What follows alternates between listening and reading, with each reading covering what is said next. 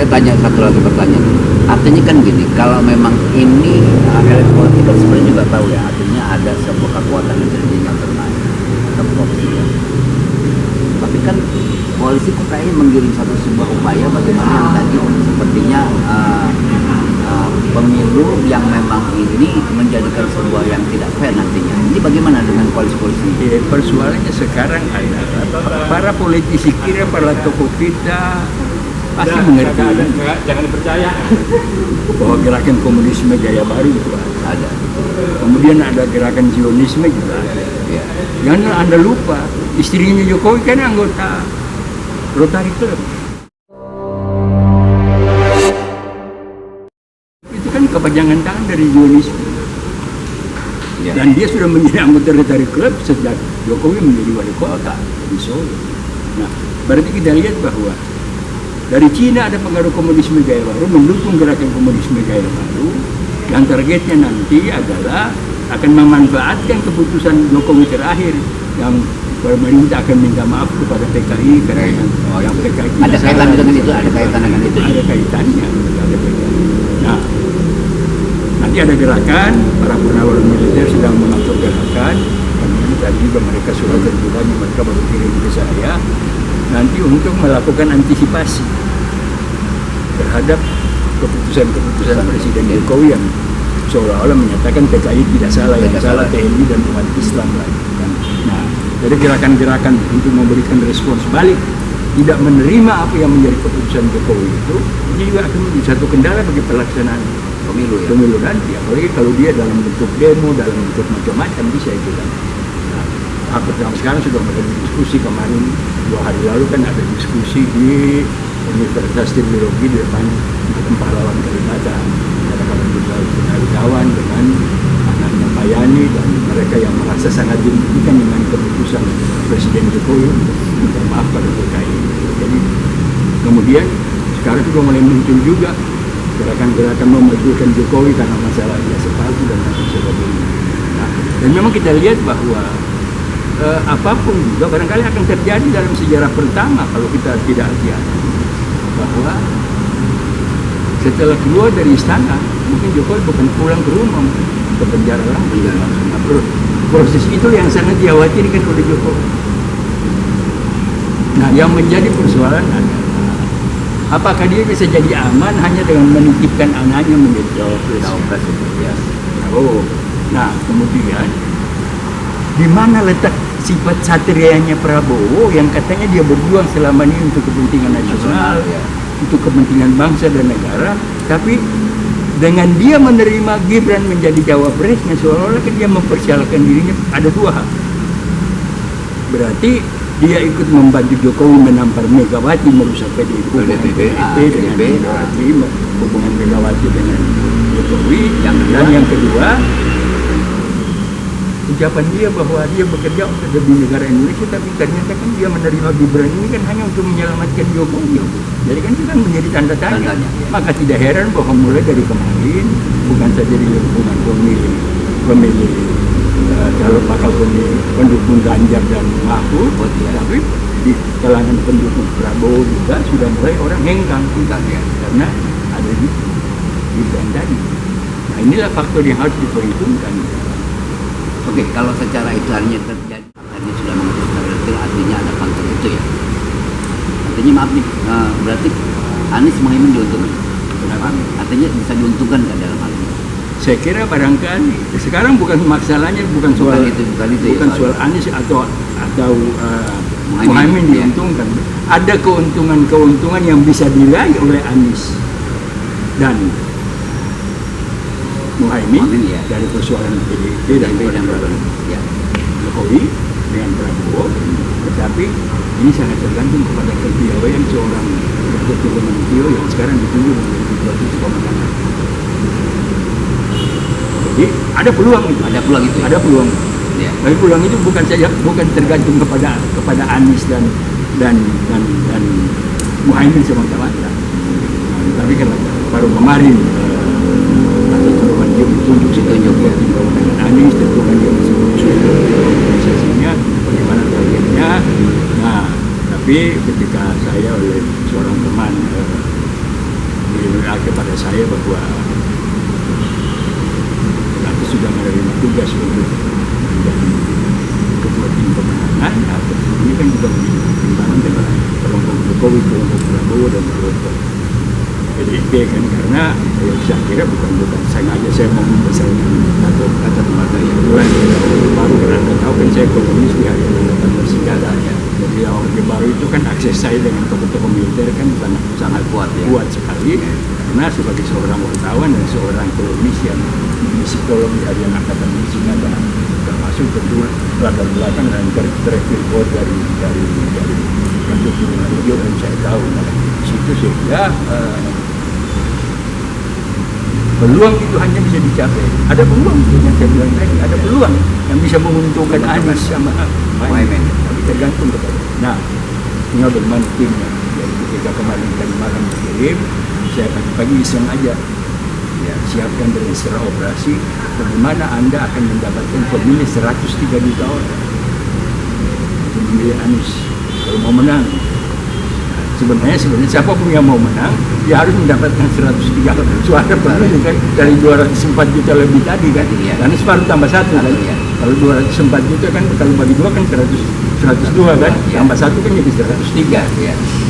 Pak Amir, terakhir nih, ini kan gini, kalau kita politik perjalanan bangsa ini kan kita bebas aktif ya, artinya tidak ke barat konteks ini sebenarnya ada relevansinya nanti untuk menentukan. Saya juga kalau pemilu nggak jadi. Disitulah kelebihan keluhuran sifat dari para pendahulu kita yang menetapkan itu negara bebas menentukan pilihan, aktif melakukan aktivitas. Tapi kan sekarang kan kedekatan Jokowi dengan Cina lebih besar segala sesuatu. Kemarin dia pergi ke Cina, enak aja bilang bahwa Xi Jinping kasih 1.500 triliun. Tapi uang itu udah masuk belum? Dalam bentuk apa 1.500 triliun? Untuk apa? Tinggal timbul tanda tangan. Ya kan? Ya. Itu yang saya bilang tadi. Kalau pemilu untuk kepentingan nasional, maka bacalah alinea keempat dari Undang-Undang Dasar 45. Di situ termasuk politik bebas aktif. Nah, tapi karena itu tidak dipakai dan kelihatan sekarang, baik dari sudut Ganjar Mahfudnya maupun dari sudut lebih tajam sekarang terlihat pada sudut pada sudut Prabowo Gibrannya adalah bukan kepentingan nasional ini perjuangan, hanya untuk kepentingan menyelamatkan Jokowi dengan rezim ini. Nah, itu yang kita sesalkan, yang saya harapkan tadi, jangan sampai pemilu ini justru berujung pada disintegrasi bangsa, dan Prabowo sendiri kan pernah menyinggung itu bahwa walaupun ada tulisan 2017 itu ya, bahwa walaupun ada tulisan dalam bentuk novel ya, bahwa Indonesia akan bubar ya, Indonesia 2030 Indonesia akan bubar kan. Salah satu caranya nanti yang saya bilang kan, capres yang terlalu Jawa sentris,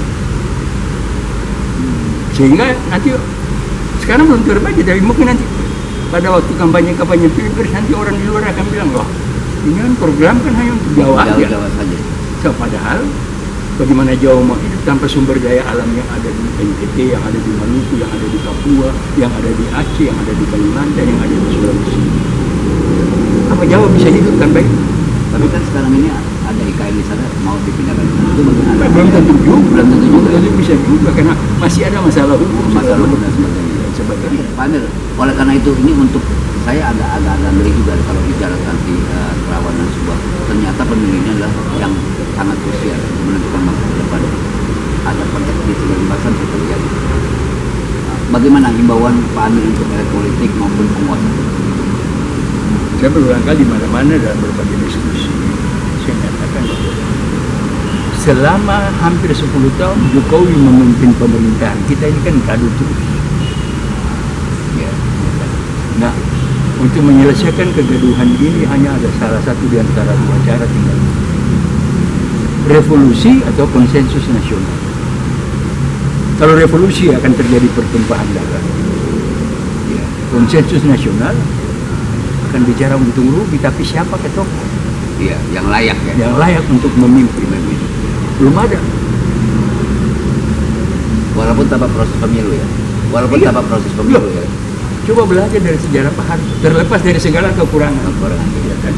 Pak Harto, begitu PKI berontak, 2 kali 24 jam, Langsung diputuskan. dan selesai.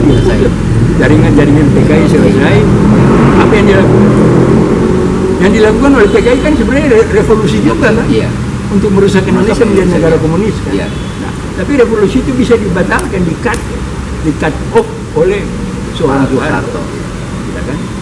Katakanlah dengan dukungan Nasution, karena mereka dua duduk di markas besar Koster kan, Iya. betul Anas. Keluar dari persembunyian ketemu Pak Harto di Koster kan, mereka menyusun desain itu dalam tempo tidak sampai 1 bulan. Gerakan revolusi PKI bisa ditumbaskan, lalu mereka bangun konsensus nasional. Sekian banyak partai yang menjadi hanya 10 partai, kemudian 5 partai, sampai menjadi 3 partai. Memang itu butuh waktu, makanya G30 SPKI baru bisa dinedam ketika tahun 67 Pak Harto diangkat dengan tahap MPRS menjadi pejabat presiden. Tapi 4 tahun kemudian baru ada pemilu. Ya. Karena proses itu ya. Proses ya. konsensus nasional jalan. Tinggal masyarakat kita yang memilih. Ya.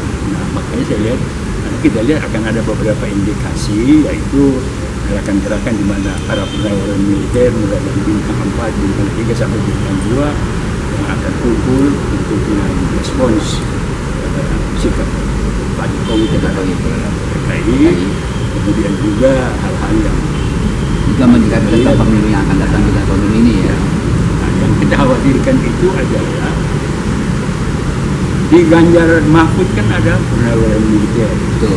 Jadi yang dipimpin oleh Ya, militer juga. Semuanya militer nih. Di Prabowo juga, Ya sama. Ya. di Anies juga ada. belakangan setelah Ya. Wahyu Rozi, Pak Sutioso dan Ya. beberapa orang. Ya. Padahal Pak Wahyu Rozi ini kan tadinya tim Bravo 5 kan, Ya, betul ya. yang selama ini ikut memberikan informasi intelijen kepada Pak Jokowi. Pak Jokowi. Kan?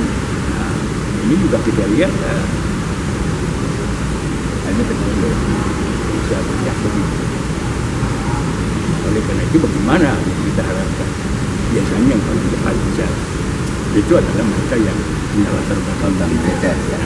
Oleh karena itu bagaimana lah kita himbau kepada militer kita yang ada di Prabowo, ada di Anies Mohaimin, ada di Ganjar Mahfud, Melakukan kajian ya. melakukan kajian lebih teliti bahwa bangsa ini memang perlu diselamatkan dengan cara-cara yang lebih terhormat.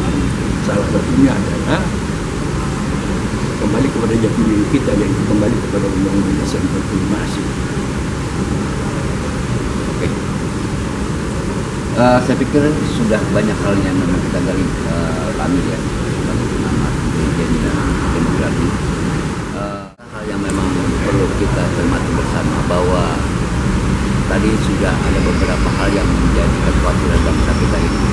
Pemilu ini apakah bisa menyatukan sebuah persepsi nasional? Karena biar gimana pun ternyata pemilu 2004 ini menjadi waktu strategis untuk bangsa